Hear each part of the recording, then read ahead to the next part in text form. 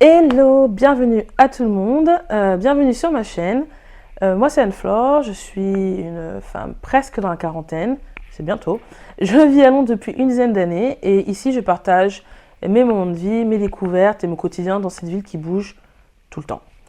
Aujourd'hui, on démarre l'année avec un nouveau vlog sur mes premiers souvenirs de 2025. Avant toute chose, je te souhaite une très très belle année 2025, que cette année soit remplie de moments précieux avec tes proches, de succès dans tes projets et bien sûr de l'argent qui coule à flot. Oui, ça fait pas le bonheur, mais ça aide quand même. Je suis rentrée à Londres le 2 janvier, sans stress. Je suis pas allée au boulot directement, j'ai repris que le lendemain.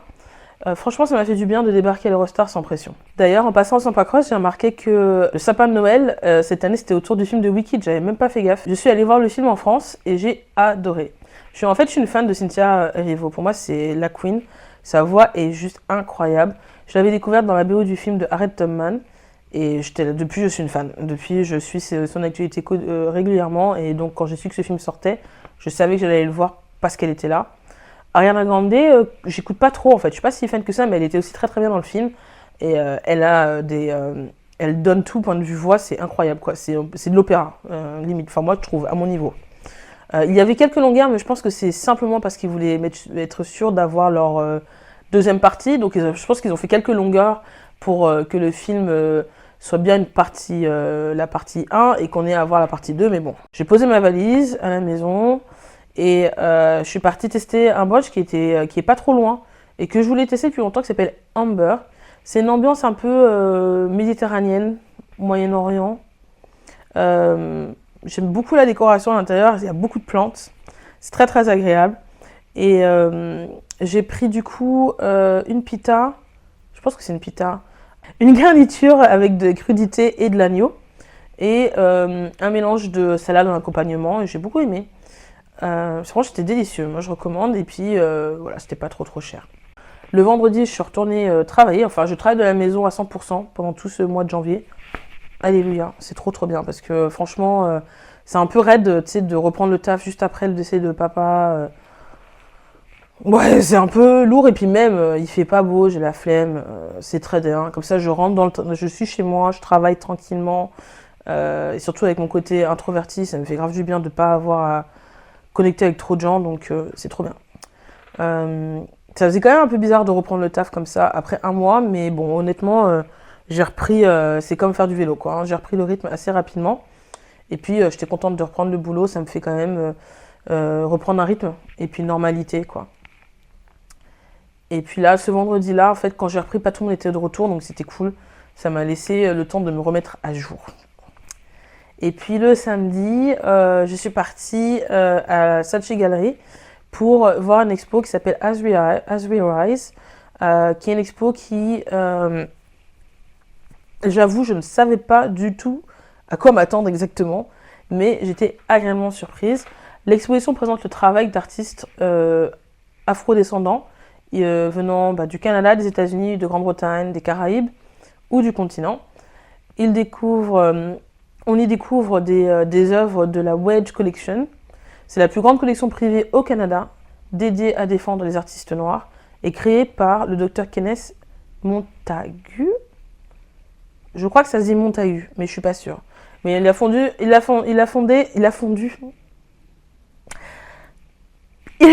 en 1997. Donc je vais dire Montaigu, hein, parce que je suis pas sûre. Moi je dis Montagu, mais ça se trouve c'est Montag. Je vais peut-être dire Montag, parce que comme c'est canadien, je pense que c'est Montag. Montag est un collectionneur d'art basé à Toronto. Il a siégé au comité des acquisitions africaines du Tate Modern à Londres, entre autres. Et non seulement il a rassemblé une collection impressionnante, mais il a organisé aussi des salons de thé, ce qui a permis à des artistes de l'époque de pouvoir échanger. Et je trouve ça vachement inspirant.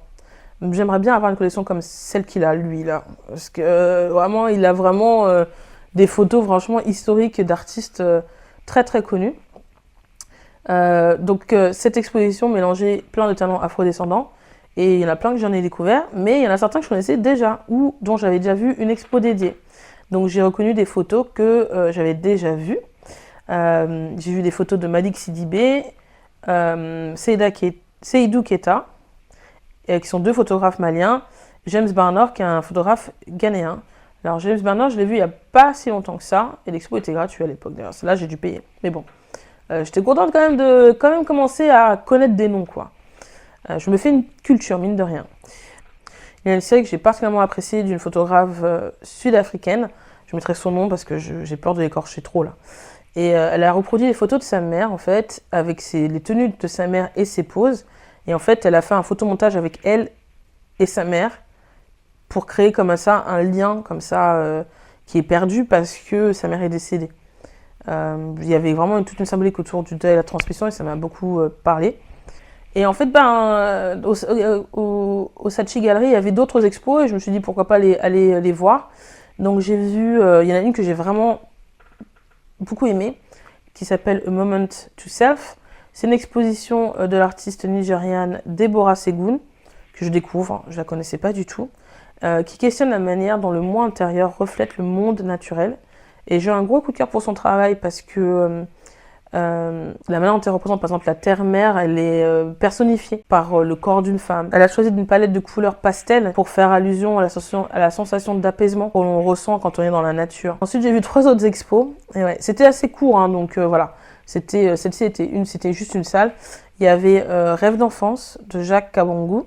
C'est un artiste avec un style très audacieux qui m'a rappelé un peu Basquiat vite fait, mais je ne suis pas une grande connaisseuse. Libre et immédiatement reconnaissable, il nous emmène dans une exploration profonde de désirs inexprimés et des émotions humaines les plus primordiales. Ces personnages que l'on voit sont aussi apparus dans ses rêves. Ses œuvres, dominées par un motif récurrent de visage, évoquent un dialogue entre l'invisible et le visible. C'était vachement intéressant. C'est un peu dark, hein. Moi j'ai trouvé ça un peu dark, mais ouais, c'était vraiment intéressant à voir. La bataille de l'Obstéropolis. C'est une exposition par un artiste qui s'appelle Colbert. Alors, son homard, iconique, moi je découvre en tout cas, mais il a l'air d'être connu cet homard, affronte l'intelligence artificielle dans des scènes de bataille historiques revisitées. Colbert mêle grandeur antique, composition inspirée de la Renaissance et technologie moderne pour créer un univers apocalyptique et aussi captivant que spectaculaire. J'ai aimé le côté pop culture de cette expo en fait. Ça m'a rappelé un petit peu ce que peut faire Cause. Voilà, c'est ce côté, tu sais, vous savez, cet art moderne un peu urbain. Et du coup, j'aime beaucoup ce genre de truc. Donc j'ai passé un moment à regarder cette exposition. Il y a juste une offre 3D d'une pieuvre. Et j'ai trouvé ça génial, quoi. Ensuite, j'ai vu une autre expo qui s'appelle March of the Hummingbirds. C'est une exposition de la photographe Anissa Tawouji.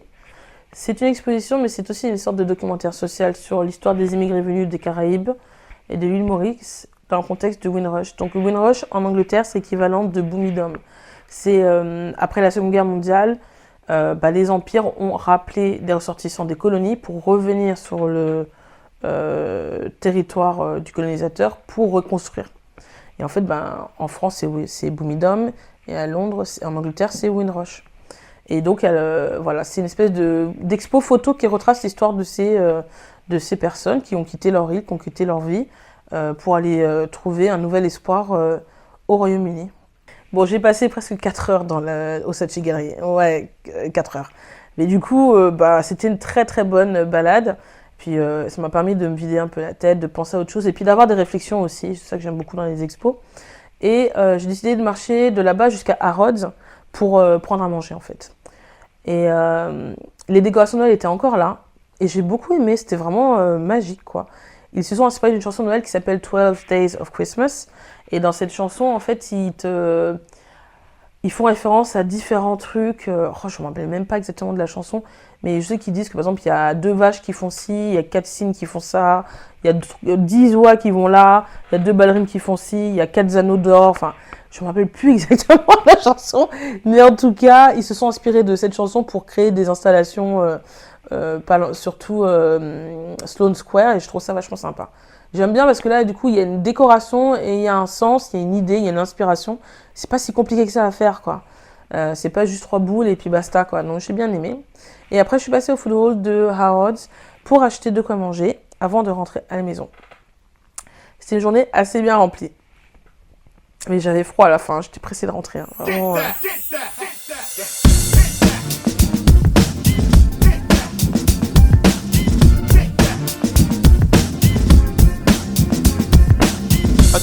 people on the left.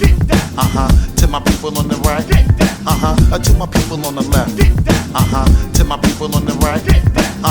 To my people in the middle. Check it, check it, check it, check it. Hang on, mistletoe, I'm gonna get to know you better. This Christmas, and as we trim the tree, how much fun it's gonna be together.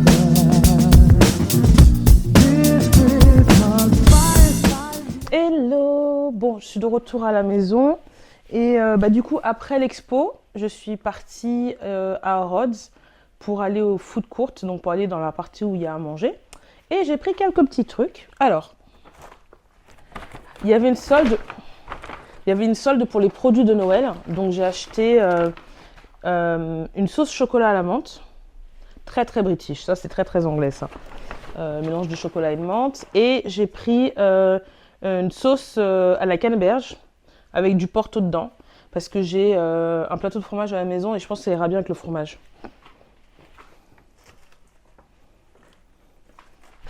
Ensuite, j'ai pris une part de Red Velvet.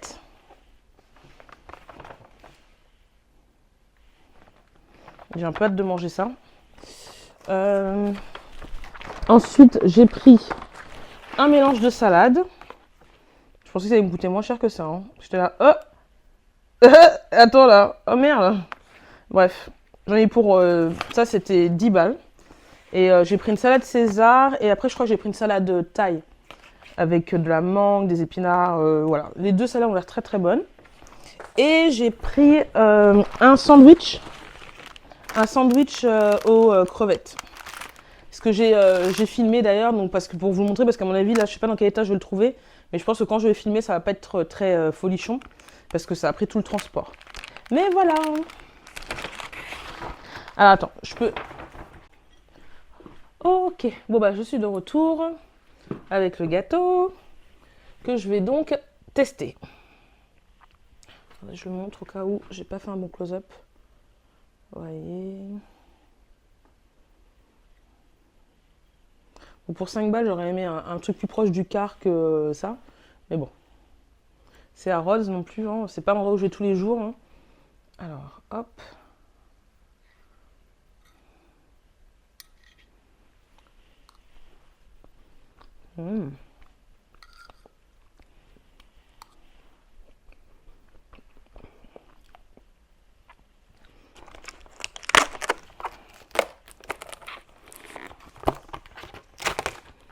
Alors, hop là. Attends, je sais pas si on voit. Ah, on voit quand même. On va commencer à l'intérieur. Et alors, je vais commencer par la salade César. Ah, la laitue était dans la salade toute la journée, donc en fait, elle sera plus, elle ne sera pas croustillante. Donc, oh.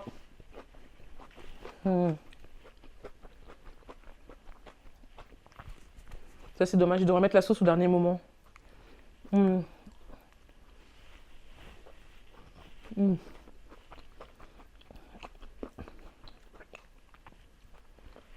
peu dommage.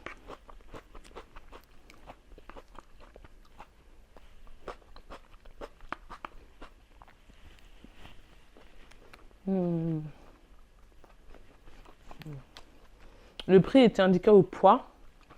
Et pour 100 grammes, c'était 3 livres sterling. Là, j'en ai eu pour 11. Donc, je dois avoir à peu près entre 300 et 400 grammes de salade, quoi. C'est vrai que ça pèse un petit peu. Hein. Puis après, il y a la boîte. Je sais pas s'il compte la boîte aussi. Bon, vraiment pas mauvais cette salade César, mais juste la laitue. Bon, en vrai, je crois que je ne reprendrai pas parce que, à part si c'est une préparation qu'ils ont fait récemment, genre que je vois que le bac il est vide et qu'ils ont mis la salade sous mes yeux, là peut-être je prendrais. Parce que je me dirais, la salade n'a pas eu le temps de. La laitue, la vinaigrette n'a pas eu le temps de trop s'imprégner sur toute la salade et de faire que la laitue elle est toute ramollie. Celle-là c'est consciente. Ok.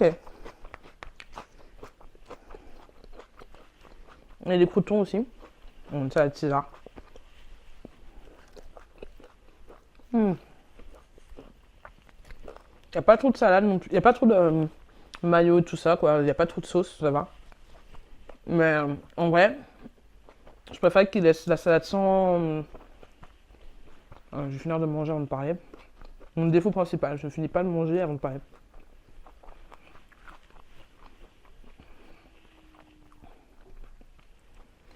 Ouais, c'est ce que je trouve dommage, c'est qu'ils ne mettent pas la salade la sauce à côté. Et nous, on met la sauce au dernier moment parce que du coup, ben c'est ça, c'est comme quand moi je prépare à manger à l'avance. Quand je fais des salades, en fait, je vais pas mettre la vinaigrette dedans. Je vais laisser la vinaigrette à côté ou je vais avoir une petite bouteille avec la vinaigrette et je vais la mettre au dernier moment quand je vais manger ma salade, pas en préparation. C'est parce que ça imprègne la salade si t'as mis du vinaigre ou quoi et c'est mort quoi, ça ramollit complètement la salade. Bon.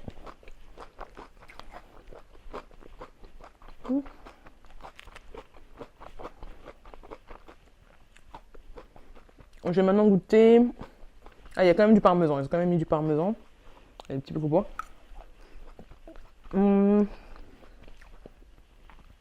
La salade que je pense c'était une salade thaï avec des épinards. Et il y a des crevettes aussi dedans. Donc c'est aussi pour ça que ça a coûté son petit pesant d'or là. J'ai pris 400 grammes tout d'un coup là.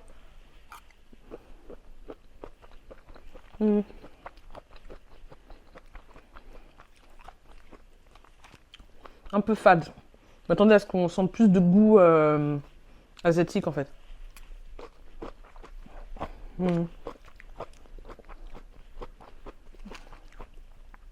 Mais celle-là, elle venait juste d'être ajoutée en fait. Donc tout est plus frais. Il n'y a rien qui a été cuit en fait avec de la vinaigrette ou quoi. Et les bouts de mangue. Je pense pas être sucré du tout parce que ça croustille. Ah, il y a de l'avocat aussi. Ok. En fait, je parle plus et vous me regardez manger. Ok. La salade, très bonne. J'ai de l'avocat. Donc, je crois que je vais rajouter de l'avocat. On finit par parler. La salade, ça va, tu vois. Mais est-ce que je reprends une salade chère? Non. Parce que c'était quand même assez cher. Et je pense qu'il y avait des salades toutes préparées qui étaient un peu moins chères au final. Et qui valaient plus le coup que prendre ça. Que prendre le traiteur. Donc, je pense pas que je reprendrais ça si je retournais à Harrods Food Court. Ce qui va pas arriver de sitôt. Mais si ça arrivait, en tout cas, je pense que je prendrais des salades qui sont déjà tout préparées. Même s'il y a des pâtes dedans et tout. Parce que j'ai vu qu'ils mettaient de la laitue au début. Puis après, au fait, ils doivent blinder de pâtes. Mais au moins, tu vois, ça te tient plus au corps, quoi. Mais bon, c'est pas bien grave, puisque j'ai pris autre chose encore. Et voilà, le dernier truc, c'est un sandwich. Un sandwich un peu style lobster sandwich, mais avec des crevettes. Que je ferai un jour, je testerai ce truc-là un jour, mais pas maintenant. Je sais qu'il y a une adresse à Paris où ils le font, et donc quand je retournerai en France, je regarderai ça. Alors, je pense qu'il y a des crevettes par-dessus. Après, dans un mélange de crevettes et de mayo, il y a l'air d'avoir de l'avocat, et ça, c'est une brioche. Bon, comme c'est pas frais, tu vois, c'est pas toasté, ça sera pas la meilleure expérience, je pense.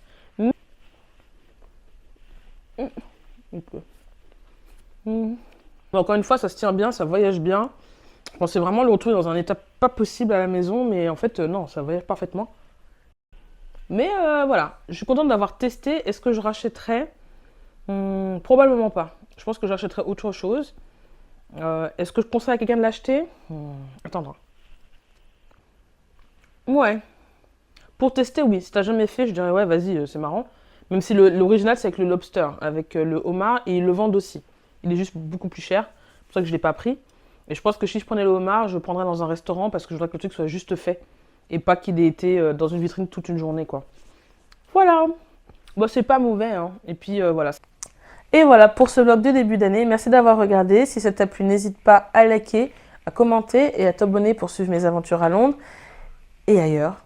Et oui, parce que j'ai des plans de départ en vacances et voilà, j'ai pas mal de voyages en tête. Il faut juste que je mette tout ça dans l'ordre, que je planifie ça correctement. Je te dis à très bientôt et je te souhaite encore une fois une très très belle année 2020.